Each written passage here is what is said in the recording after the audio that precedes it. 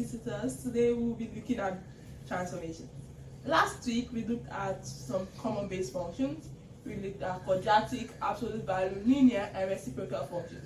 Now today we are going to be graphing this function. The hardest part of this thing is graphing, and I'm going to teach you some easy ways to graph this by using what we call transformation. In transformations, we have what we call translations, stretches, and reflections. Let's get started. But first up, I'm going to be doing a little something called mapping. Mapping is very essential when it comes to transformations because mapping will tell us how high or how low a graph should go. Okay, so this is a normal system of numbers. This is when all four numbers are given to you. Sometimes we are not given all four numbers, but that's okay. Okay, the H and the K determines whether the graph is going up or down. The H determines whether the graph goes left or right. Left or right. This is left and this is right.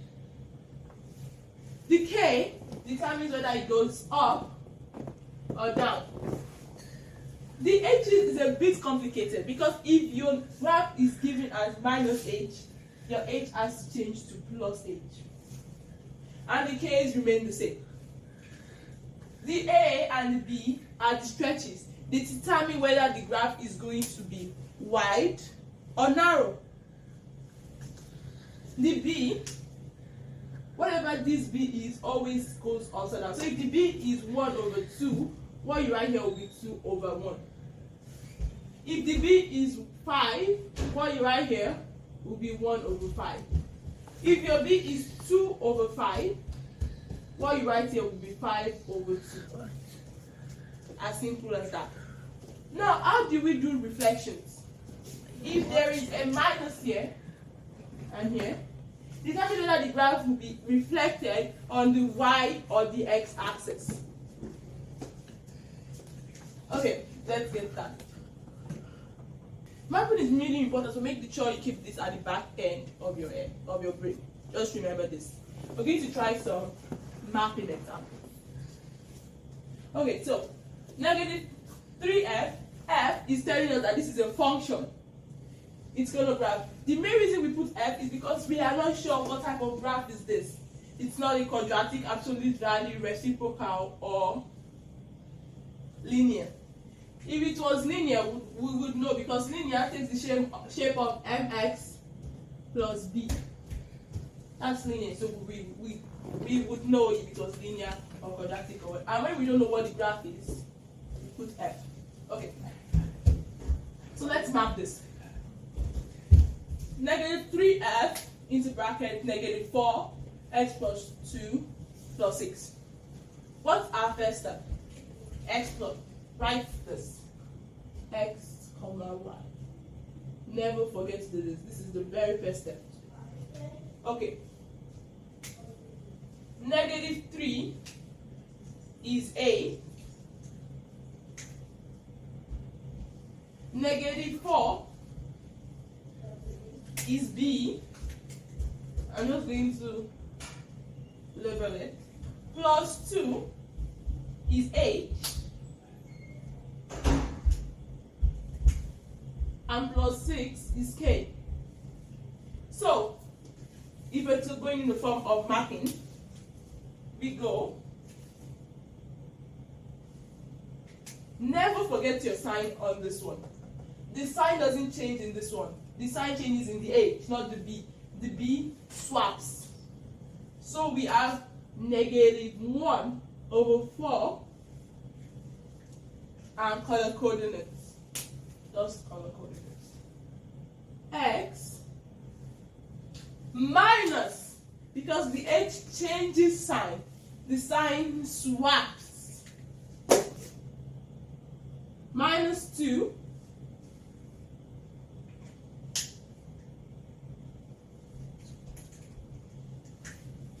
comma negative 3 plus 6.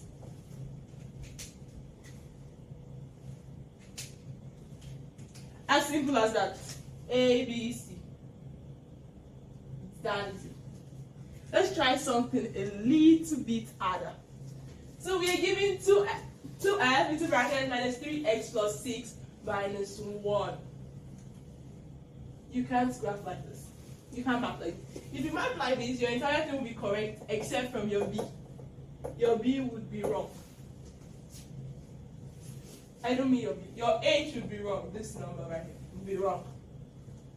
So what you do is you get the common factor, which is negative 3, x plus 2. And this is what you are mapping. You are not mapping this. You are mapping this. This factor out your B if the B and H exist in the same bracket. We do not want it existing in the same bracket. And this shouldn't be a plus, this should be a negative. Negative divided by plus is a negative. Algebra. Plus times plus is plus. Negative times negative is plus. Negative times plus is negative. Plus times negative is negative. A little algebra lessons for you. Okay, let's map it. X comma y is negative 1 over 3x plus 2 comma 2y minus 1. Okay, that means this graph is going down by 2, right by 2. It is stretching by 0.333, repeating.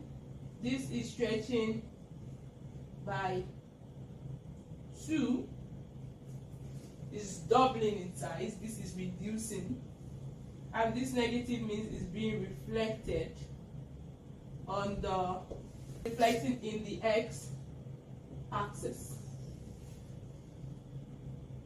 Oh, y axis. This is in the y axis. This will be reflecting in the x axis. That's the first step.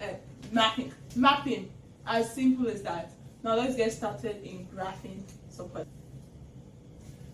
Okay, guys, I want you to go check out my community. I'm going to be doing some fun little videos for you to be solving every Wednesdays. So go check it out and try solving the video.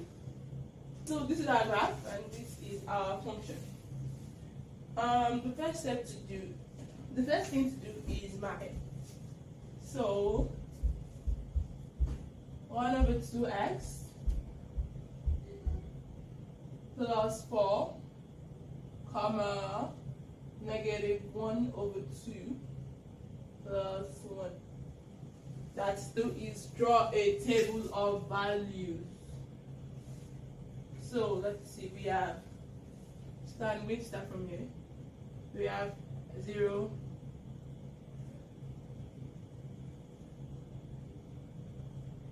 we have 0 comma negative 8,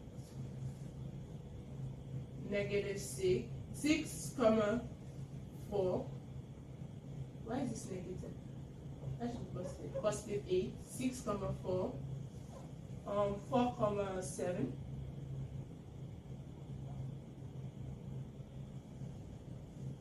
9, 2 comma 9, 0 comma 10. This should be swapped. This should be 8 comma 0.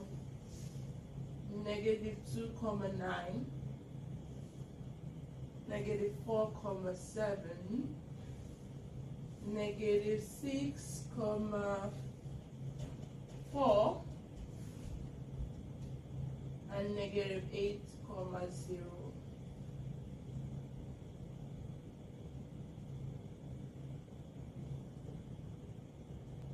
A divided by 2. A divided by 2 is 4. 4 plus 4 is 8. 6 divided by 2 is 3. 3 plus 4 is 7. Is it 7? 4 divided by 2 is 2. 2 plus 4 is 6. 2 divided by 2. 2 divided by 2 is 1. 1 plus 4 is 5. 0 divided by 2 is 0. Plus 4 is 4. You notice the pattern with the x's? They are going down by 1. Which is usually common. The x's will have a pattern and the y's sometimes have a pattern, sometimes not. So they are going down by 1, so just follow that pattern. 3, 2, 1, 2. Now for the y's.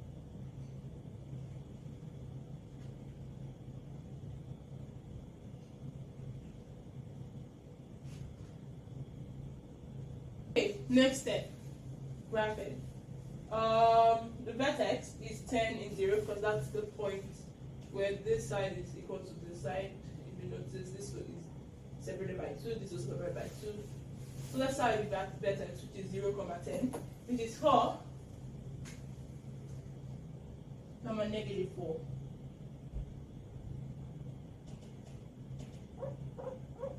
And then we can go from there. 5, negative 3.5.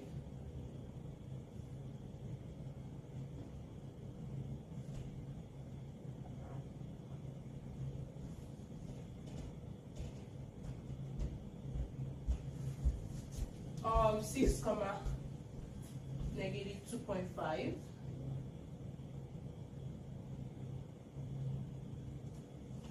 7, negative 1. 8, 1.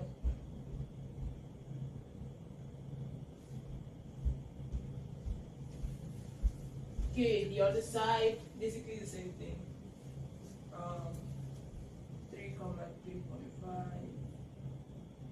Notice it's separated by 1. 2, 2.5.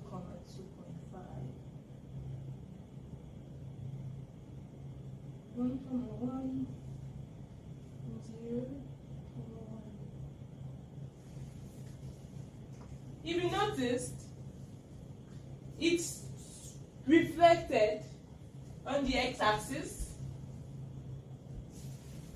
Did it shrink in size? Yes. It went, everything moved right. Everything moved right by 1. You reflected first, and then moved right. Yes. And everything moved down by 1. Yes, it did. So just connect it.